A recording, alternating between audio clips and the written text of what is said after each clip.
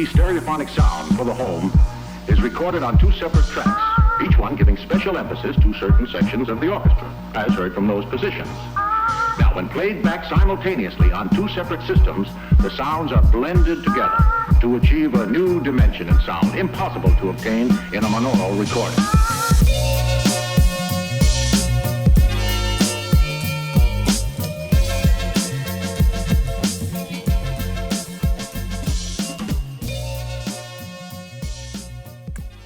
Hello, and in this video I'm building a DCMI, or a double crossover merging interchange. Now this interchange does not exist in real life, but it is a variant of a diverging diamond interchange, which I have made in the past. I will link it in a card so you can see it. There will also be a link in the description to show what it looks like, but I will describe it as well. It's basically imagine a diamond interchange, but the lanes cross so that traffic can enter the motorway or freeway without having to stop at a traffic light. But it would be better if you just looked at the video or just searched it on Google or something like that. Because with this one, instead of having the traffic light where the cross happens, where the roads literally cross each other and switch to the other side of the road, you simply have a flyover or like a minor bridge sort of section that crosses over, and this eliminates the need for a traffic light intersection, thus improving the efficiency of the interchange. Obviously, this does increase cost dramatically, because you, instead of having just either one bridge over the motorway, you've got now 3 bridges, because you've got to cross over 2 minor roads, and then it can get expensive. But I could see it in the future, this being for a heavily trafficked interchange. This could work, but it would cost more than regular interchanges. Obviously, having this does decrease weaving in certain sections of the interchange, just in its nature of the flyover, and the fact that you don't have to weave to the other side of the road and cross traffic when you're entering the motorway. It is very similar to a diverging diamond, which there have been several of made throughout the world, I believe. But like I said, this one hasn't been built yet. Maybe one day we'll see it, but it would be an expensive endeavor.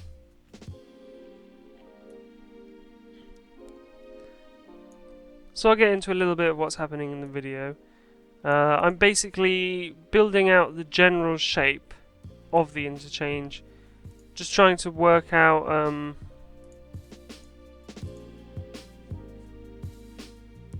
what the layout should be, because I was looking at a reference image, obviously, for this, and the reference image had a very detailed view of it from above, and it was a very good architectural drawing, but it would have been a road, so I'm not really sure what the name for that would be. Someone will tell. If someone knows in the comments, please let me know, because I have no idea what that name would be. But I was trying to work it out, and I always find that I don't know. I always seem to find it difficult to work out what's going on. I'm not sure if other people do, but I do find it confusing. I'm looking at things and looking at the image, and I'm trying to work out what connects to what and where, and it can get a bit off. I mean, obviously I built it, and it didn't stop me too much, but I do find it difficult. I don't find it super easy to build off a drawing or build off a document or something. It is a lot easier to basically build out of your own thoughts, I suppose, or imagination, because you can just imagine it and you can do it.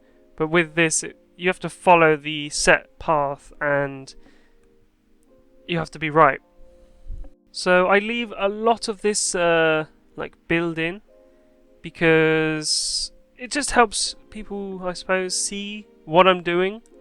I mean, I did stream the build of this on Twitch, and so if you ever want to see a live build or something, I normally stream on Twitch.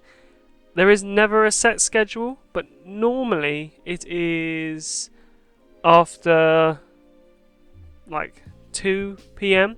GMT, or it's BST at the moment. So you'd have to convert that to your time zone. But it's normally after that time, somewhere. It could be literally any day. There's never a schedule. I'm sorry, but I just don't have a schedule for such things. So I'm doing a lot of tweaking with Move It, a lot of moving around, trying to make it wider because I closed it in because I'm trying to make this interchange as small as possible, even though it is quite a big interchange. I was trying to make it as compact and as small as I possibly could, but I realised that this like flyover here that I'm installing right now would be so tight, so I had to move it out slightly, and even then this interchange is probably like maybe the smallest it could be.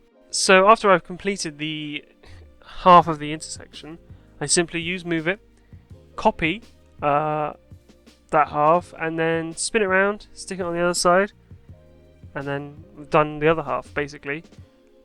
I did end up tweaking it because when I moved it, some things were off and some things needed to be tweaked because then the interchange isn't exactly the same on both sides.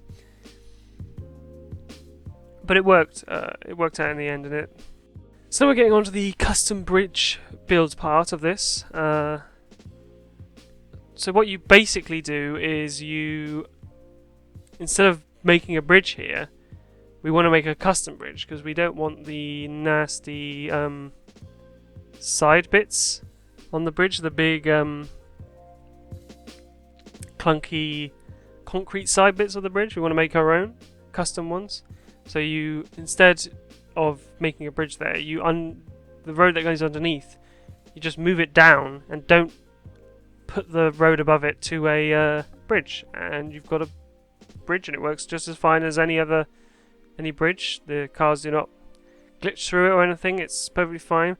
But then you do need to create your own custom walls and like flooring system. Your own custom walls and floor. So this has to be on a flat area, otherwise it can mess up. And the way I found to get a good like curve and everything to the area, because this is obviously not on flat ground, when you use prop line tool, the props sync and they're all at different angles.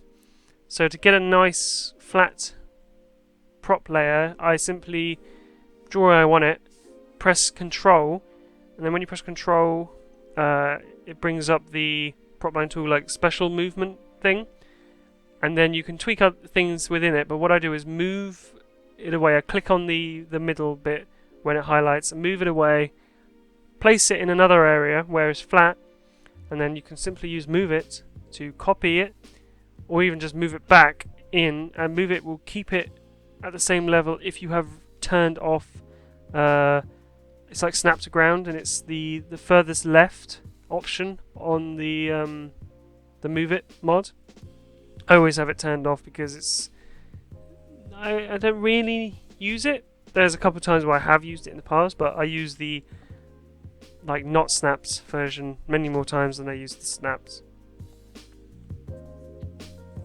Obviously this takes a long time because you're not placing every prop, but you are placing every like line of props, so it can take time, and it did. This took quite a while to actually finish, and especially on these like custom bits where the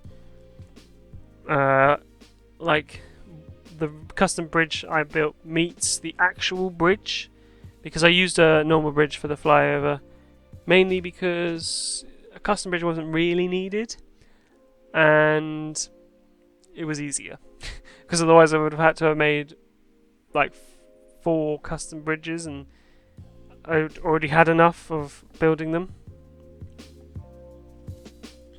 So the junction between the bridges looks okay.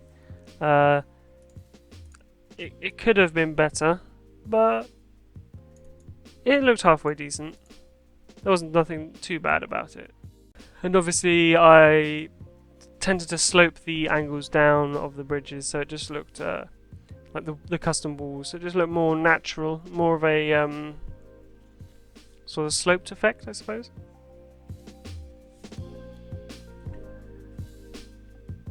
And as you can see here, I've covered up the gaps that were in between the like the bridge and the custom walls that I've made with ploppable asphalt. And like I said, it has to be on a flat surface, otherwise ploppable asphalt does not work. It's a shame it does not work on a curved surface, but it only works on a flat surface. You can sometimes get away with slight curves if you sink the asphalt into the ground and like sort of make a stepped effect, but it can look a bit like janky at times, and it just doesn't really look right from some angles. Some angles, like above, it can look fine, but from directly at like looking at the steps, you can see it very clearly, and it doesn't look great. But put a decal on it, and you can tend to cover it up quite easily. So now I'm removing some of the props from under the bridge, trying to make enough room to clear it. I'm really surprised that the Move It mod, that you can basically select the props you want by just clicking on them. It's very good. I'm not sure if it's been updated. I have used this quite recently in the past, but I remember in the first when the mod came out, you basically could only select things that were like above stuff, but now you can seems to be click on pretty much any prop at any height, no matter what where it is. As long as your mouse is on it, you tend to pick the right prop. So it is pretty useful. It's good that it seemed to be updated, even though I think it has been like that for quite a while. But it is very handy at this in this build, trying to pick out the props that either I'd misplaced or were just too low, and trucks would smack the tops of their trucks off. I mean, like I said, it is very close and ready, but it's a game, and this is just a proof of concept, really. If I ever built this again, probably wouldn't do the custom bridges. I would probably just use normal bridges. It wouldn't look as good, and it would be more hilly in places because I would raise the top bridge and sink the bottom bridge. But so now I'm going through adding a ton of detail to the areas, a ton of like barriers in places. Just trying to make it say as safe as possible, or as like realistic as possible. I do add in this little grass area like a transformer station. You tend to see them near or on interchanges, like transformers, because it tends to be just the place where cables cross a motorway, and it is because there normally is already, like, they would have been building the interchange, so they just build a transformer station on either side, and you can tend to get power across it, I believe. I mean, don't quote me on this. I'm not an electrical engineer, but I've seen a couple images on Google Maps and just Google Images. There tends to be some sort of building or some sort of transformer station in the area, so I'm just filling up space, really. So the same technique I used for the placing the props, I also used for placing the lines, because you can't place lines on elevated roads. So what I did was place the line like over the top without actually placing it. So just like the ghost image of where it is. Then you press Control, and you can freely move that line anywhere. So you move it off into another area, preferably a flat area. Otherwise, it can mess up the height. And then you simply move it back with Move It, and then it tends to be all the same level, and you can either use Move It to raise it up or raise it down, or if the land you put the lines on is the same height as the elevated section, they tend to always just be there, and you can just place them freely. So now you're seeing me place a ton of grass and a ton of bushes and stuff, and use the surface painter to dirty up the interchange a bit. And I simply use the Move It mod. I did one side of the interchange, I foliaged it up, and I copied it onto the other side, and tweaked a couple of things within the interchange on either side of the grass, just to make it look a bit different. So that's it for this video. I hope you enjoyed, and I'll see you next time.